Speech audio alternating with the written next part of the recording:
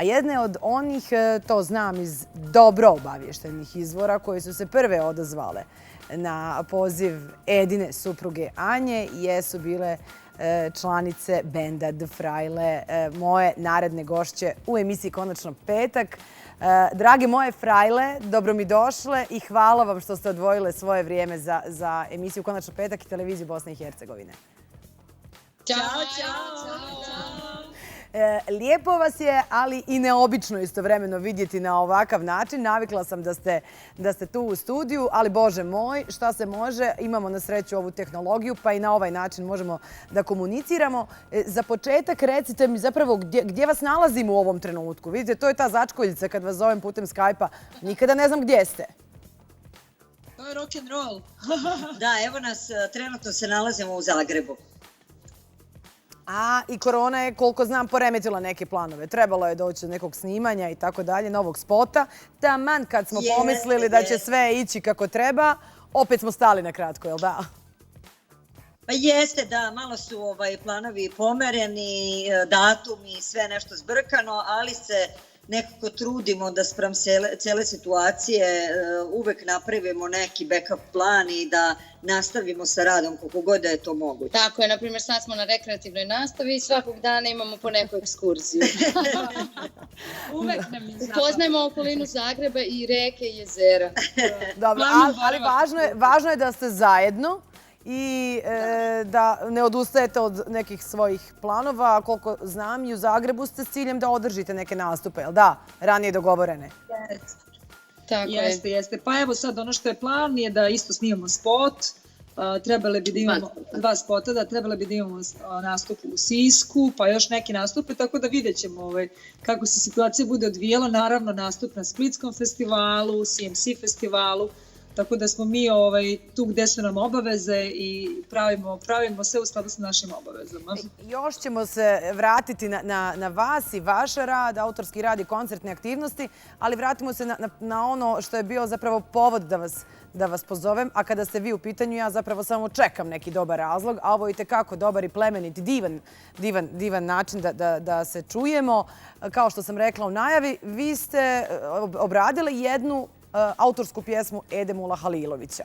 Sad recite mi koja je konekcija između vas i njegovog rada, na koji način je došlo do te saradnje? Pa dobro, mi njega nismo poznavali, ali neko ko nam je jako blizak je Anja, njegova žena. Anja nas je pozvala zapravo pre par mjeseci i predložila nam čitavu ideju, naravno mi smo prihvatile.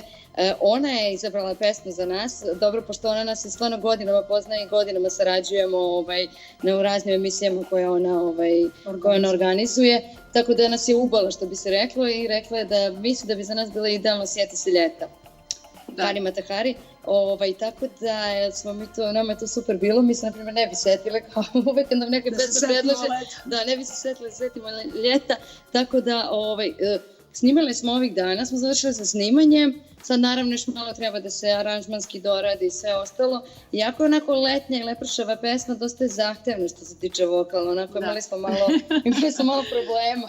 Da. Ja, na primjer, tu pesmu jako dugo nisam čula, a jako je volim i kada smo krenule vokalno, možda to ljudi ni ne znaju, onako čuju pesmu, samo taj prvi glas, ali ono što prateći vokali pevaju prilično je zahtevno i baš smo vežbali, onako vratili. Ta nas je pesma vratila u formu, definitivno da složimo vokale i da bude akustično, fantastično zvuči. Tako da će dobiti sigurno ta pesma neku novu ruku, neki oblik novi.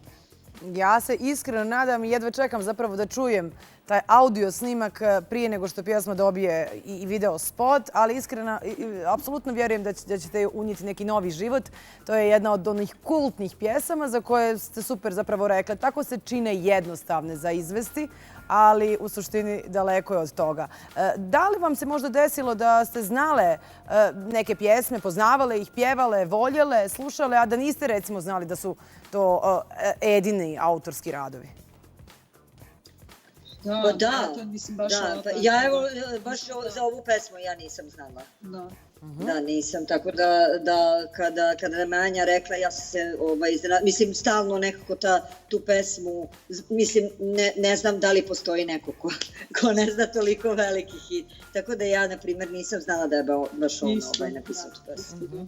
I evo, dakle, super je odabrala. Evo, nisam znala da je ona bila ta koja je birala, ali čini mi se da će to biti fenomenalno baš u vašoj izvedbi. Kada smo kod tog ljeta, imate li, djevojke, neke planove osim nastupa? Da li ćete se stići odmarati ili vam je odmora zapravo preko glave? Možda smo se tokom korone i previše odmorili. Odmora nam je preko glave, ali ćemo svakako biti na moru, čisto da leto ne propadne. Znači, ne idemo zato što želimo jako, nego zato što moramo. Jadne mi! Da, dobro.